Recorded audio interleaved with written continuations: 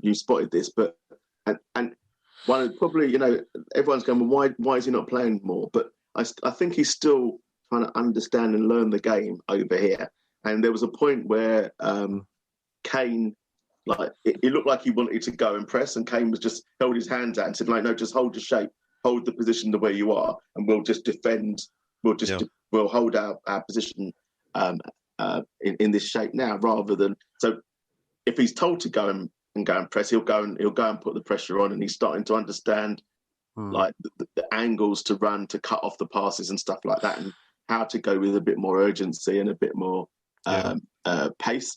But I think he needs to learn. He's being taught when to learn. Okay, you haven't got the support there, so just hold off your position. And I think that's something obviously that he needs to pick up. So big question though. Big question. I know the answer, but big question. I'll start with you, Andy. Just yes or no. Penalty, yes or no? Yes. Sarah, yes or no? Penalty? Yes, but I don't like it. Yeah. I think that's how we all feel, isn't it? Yeah. It's like, it's a pen, but it's like, oh God, is it?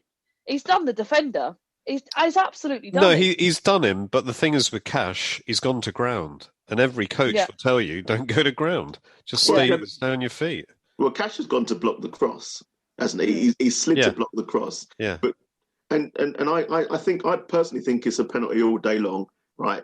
And not even just in this day and age. I think it's a penalty all day long because it is. Kane has gone and turned. He's gone to chop back. He's gone to do a Cruyff turn chop back. And as he's gone to chop back, Cash has taken his leg away. Do you really think? I don't think Kane's actually gone to do a chop. I think he's actually made sure. I think he's made sure that his priority was to make sure he got in the line of the sliding tackle from Cash because he knew that would be a penalty.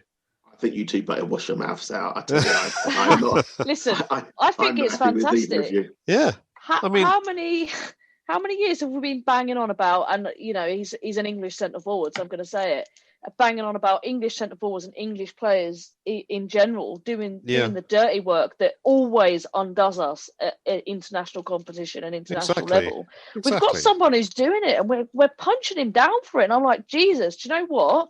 How many times when he first burst onto the scene did he try and stay on his feet and get that shot away and never got a penalty and never got a goal for it? Yeah. Go down like a sack of now. I'm not going to swear. Go down like a sack of, because that's what VAR's there for.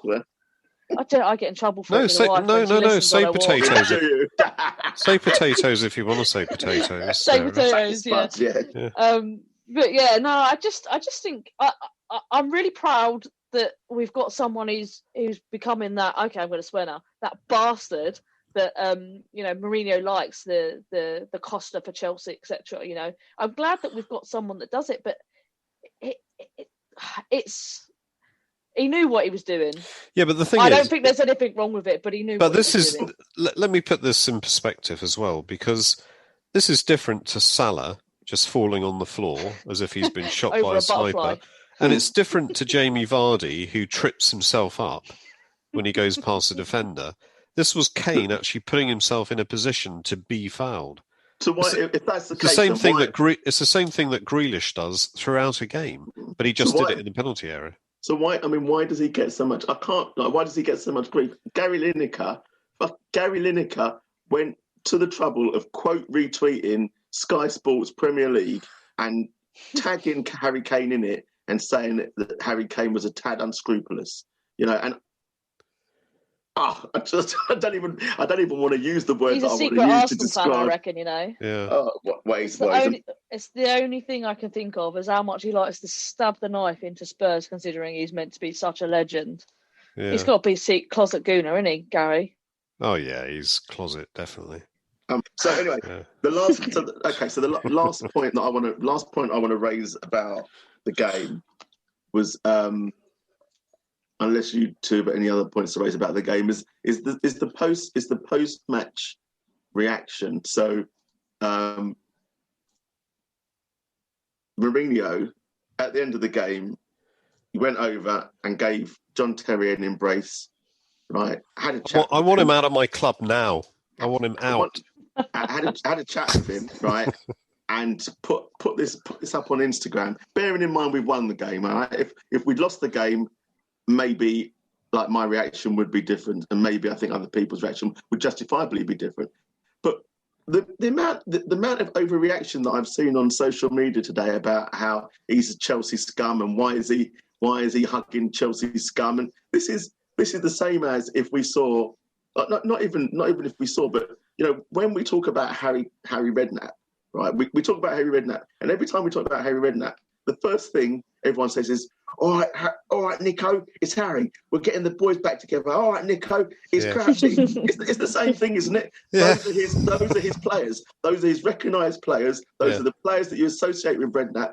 You're going to surely associate John Terry with Mourinho. No, totally. And it's not unknown, is it? I mean, what the fuck are people getting upset about? No, exactly. I mean, had he not actually, been friendly with John Terry, then it would have been seen the other way. Oh, him and John Terry have had an argument, or oh God, it's just nonsense. It just doesn't even make any. But all this bollocks about get out of my club. I mean, like, fuck off. If we'd honestly, if we'd lost the game and he'd given him a hug and he was all high fives and smiles and stuff like that, and then posted that on Instagram after we'd lost the game and we'd got battered, then I could understand people going like, "What the fuck's this all about?" But if we won the game comfortably. I don't see the problem. I don't understand why people feel the need to be constantly outraged about it. Sarah, you've been quiet. Don't tell me you disagree with me. No. I mean, I actually noted that I think it's their relationship is one of the most, dominating manager-captain relationships of the last decade in English football. They've won more trophies together than anything else. Of course, he's going to go up to him and give him a bloody great big hug. Who wouldn't in that situation? Yeah. Again, I agree with you, Steve. If we'd lost completely and utterly, definitely wouldn't want to see that. But I sort of looked at him for, is Mourinho being clever enough to go, do you know what? Who's standing up and leading like this guy did for me when I was at Chelsea? Because I'll tell you what, no one here is doing that. Be more like him. Yeah. And actually, I wouldn't put it past him. Put it past him because I'm looking around wanting a John Terry at our football club. I dislike him. He's a Chelsea man. But I would give anything for his attitude. Yeah. Oh, yeah, at definitely. Our football club. Do you know Incredible. What? Do you know what? And that was the question that I was thinking. Was he in that conversation saying to him, if I last the summer and I'm still there next year, will you come and join me and help me fucking turn this club around and show them what? Sorry, I just feel a bit. Sorry, guys, I just feel a bit nauseous. I need to. Do you know what? I know that a lot of people wouldn't like it, but anything to win a trophy, and if it takes John Terry being on our bench and Mourinho being we can't. Give a shit. Don't give a shit. Bring me a Premier League trophy. Bring me an FA Cup. Bring me Champions League. I don't care. But if they lose 1-0 to Burnley on opening day, get the fuck out of my club. Yeah, that's right. I'm just so if he comes, he better be absolutely perfect. Otherwise, he's fucked. He's probably asking him to kit up next week. That's what he was asking him, Steve. I've got no centre backs here. I reckon you can still do it at your age, mate. Come on, kit up. Yeah. He's on the verge of signing Ledley, I tell you. Yeah. Well, that's right. So moving on, we've got under 10 minutes left. Okay. Couple of things I wanted to raise. So the first thing I wanted to raise, and I guess we can probably try and link this all in. All right. So before the match yesterday, and this is part of why my timeline went a bit crazy as well. But Jamie, friend of the pod, Jamie Weir, who's been on before, who works at Sky, did an interview with Jose and asked him about recent performances and stuff like that, and like what was the difference? Why was there a difference between the those performances and the attitude of the players? And Jose's response was that the same players that played against Palace were the same players that were selected against Arsenal. So he couldn't be accused of the team, telling the team to go out there and be compact and sit in when you've got, certainly we've got a player that we've just mentioned in Ndombele who's not a CDM being played as CDM alongside a lot of forward-thinking players further up the pitch. And what he did say was, the point that I picked up on was that he said that he had the same players and the same plan.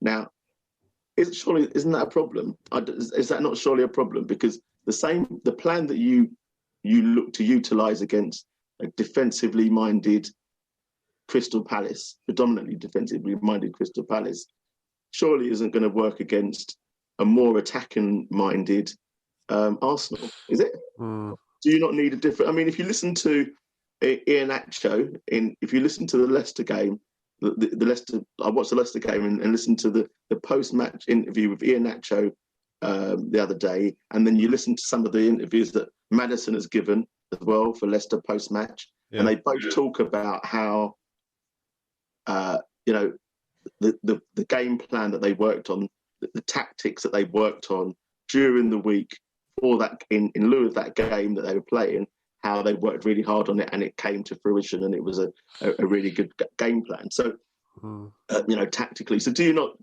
is that not part of the problem? If we're using the same game plan, irrespective of who the opposition is, because invariably you can't actually apply the same game plan no matter what.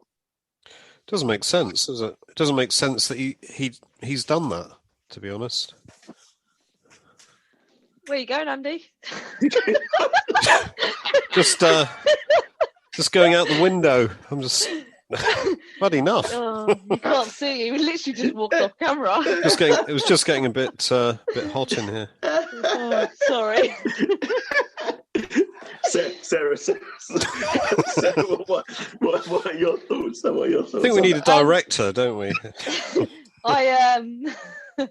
I think absolutely you should be applying different tactics, and even at the most junior level where you have no scouting of the team you're playing generally, and you only see them the 2 times of a season that you're playing them, you will adapt your tactics. So why in the bloody Premier League, when you can watch every minute of every game that every team plays, you wouldn't adapt your tactics? Seems extremely amateur.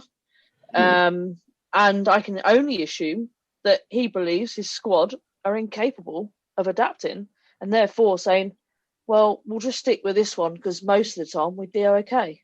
Or are we just reading too much into some comments that he made? Maybe, but the tactics don't change, do they? Generally, no, they don't. They don't. So it doesn't. I was going to do an Andy then. It doesn't.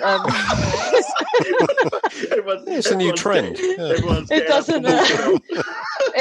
It doesn't translate that he's trying to do any differing tactics. I think the only times or the only changes that I ever seen is when they tend to go for it. So we have the games where we go out the blocks 100 miles an hour and try and nick a lead.